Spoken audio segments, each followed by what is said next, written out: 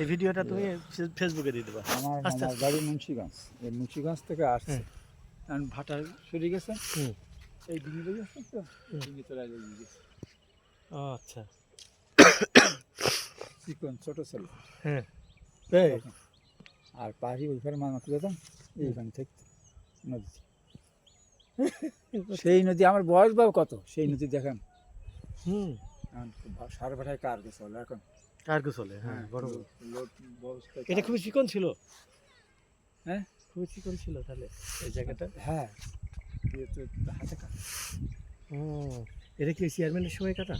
না, তার আগে। না, এই যে বাঁধ তো দাদা দিছিল। না, এই তো অবদা। হ্যাঁ। 47